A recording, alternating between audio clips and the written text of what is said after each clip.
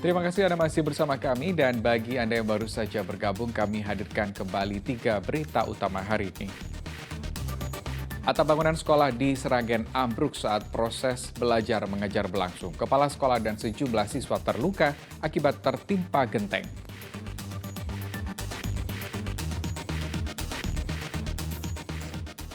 Banjir yang mengepung Kabupaten Pati tak kunjung surut. Sepasang kekasih terpaksa melangsungkan pernikahan di tengah banjir.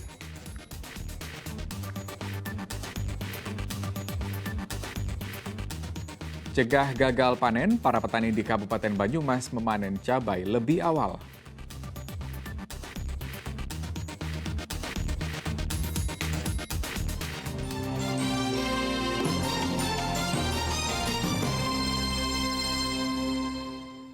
Hujan yang mengguyur selama 2 pekan terakhir menyebabkan 4 titik tanggul Sungai Cabean di Desa Brambang, Kabupaten Demak longsor. Warga khawatir jika hujan terus turun, tanggul beresiko jebol sehingga mengancam permukiman. Akibat hujan deras selama 2 pekan, tanggul Sungai Cabean di Dusun Karangmalang, Kabupaten Demak, longsor Senin siang. Awalnya longsor hanya terjadi pada sisi kiri tanggul sepanjang 10 meter. Namun selama sepekan terakhir, longsor meluas ke sisi kanan tanggul sepanjang 40 meter. Warga berharap pemerintah desa segera membangun penahan tanggul karena khawatir tanggul akan jebol jika hujan deras terus turun. Warga yang mengeluh bahwa gimana antisipasinya untuk bisa menambal ini biar nggak ada legging lagi gitu. Khawatir tanaman baru mau jauh. Sempat takut juga ya Pak? Ya semesta. Warga pada takut. Dengan kejadian ini kami akan berkoordinasi dengan pihak terkait, baik desa, kecamatan, dan kabupaten untuk menanggulangi dengan adanya tanggul yang gading tersebut. Polisi juga berkoordinasi dengan pihak desa dan kecamatan untuk segera mencegah tanggul jebol. Jika tidak diantisipasi, tanggul jebol akan mengancam ratusan hektar lahan sawah dan ribuan rumah desa Brambang. Alif Mutagirin melaporkan dari Kabupaten Demak. Sementara itu banjir yang merendam 2 kecamatan di Kabupaten Demak belum juga surut. Warga mulai mengeluh terserang berbagai jenis penyakit kulit karena kondisi jalanan yang penuh dengan lumut. Sudah sepekan banjir masih merendam sejumlah desa di 2 kecamatan, Kecamatan Sayung dan Karang Tengah di Kabupaten Demak. Pada Senin siang terpantau belum ada tanda-tanda banjir akan surut. Ketinggian banjir di setiap titik bervariasi antara 20 hingga 40 cm. Kondisi jalanan desa juga mulai tumbuh lumut akibat terendam banjir selama 10 hari terakhir. Warga terdampak saat ini masih bertahan di pengungsian. Namun mereka mengeluh mulai terserang penyakit kulit. Selama terdampak banjir, warga mengaku belum mendapat pengobatan gratis. Penanganan banjir berupa penyodetan dengan pompa juga tidak dilakukan pemerintah.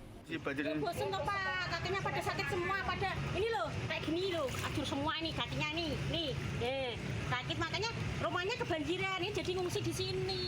Sudah ada pengobatan nggak Bu? Belum ada. Berbeda dengan 2 kecamatan yang masih terendam banjir, penanganan banjir terus dilakukan petugas gabungan di perumahan Arion Mas, Desa Kebon Batur, Kecamatan Meragen. Petugas gabungan bersama warga terus membersihkan sisa lumpur dan sampah endapan banjir bandang yang datang 4 hari lalu. Namun upaya pembersihan terkendala sulitnya air bersih lantaran pompa sumur ikut terendam. Petugas juga melakukan patroli keliling ke rumah yang ditinggal pengungsi oleh para pemiliknya untuk mencegah aksi pencurian. Untuk pengamanan kita berkoordinasi dengan Koramil, kita tempatkan personel di perumahan ini sekaligus bekerjasama dengan ormas terkait, ada banser, ada keamanan lingkungan di perumahan ini untuk mengamankan seluruh area yang ada di perumahan ini. Dan kita terapkan yang bukan penghuni perumahan Arion tidak boleh masuk, termasuk pemulung sampai saat ini kita belum perbolehkan masuk. Penanganan banjir bandang di perumahan Arion Mas tergolong baik. Pemerintah desa menyiapkan dapur umum untuk warga sehingga tidak kesulitan memenuhi kebutuhan makanan sehari-hari.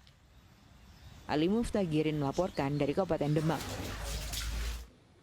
Banjir di Kabupaten Pati yang tak kunjung surut juga berdampak kepada para siswa. Mereka mulai jenuh Belajar secara daring di rumah yang masih tergenang banjir atau di lokasi pengungsian.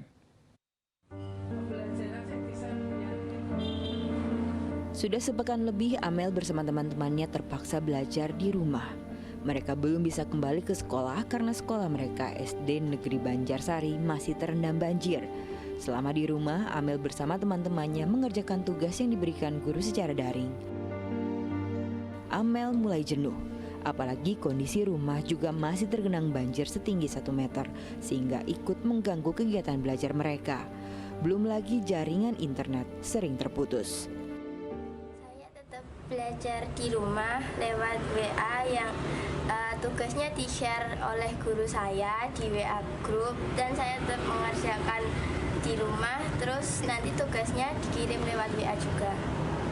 Soalnya kalau di sekolah kan itu pembelajarannya lebih jelas gitu, ketemu guru juga, jadi bisa bertanya ini itu dengan leluasa. Kalau di rumah kan cuma sekedar lewat WA, jadi kadang ada informasi yang kurang jelas gitu. Pihak sekolah belum mengaktifkan kembali belajar tatap muka di SD Negeri Banjarsari. Kondisi lingkungan sekolah saat ini masih terendam banjir setinggi 80 cm. Tetap saya adakan PJJ, pembelajaran jarak jauh. Gitu. Jadi nanti kalau anak-anak masuk ini ya kalau sudah tidak ada airnya, berarti ya saya tidak bisa memastikan kapan, karena kemarin sudah surut.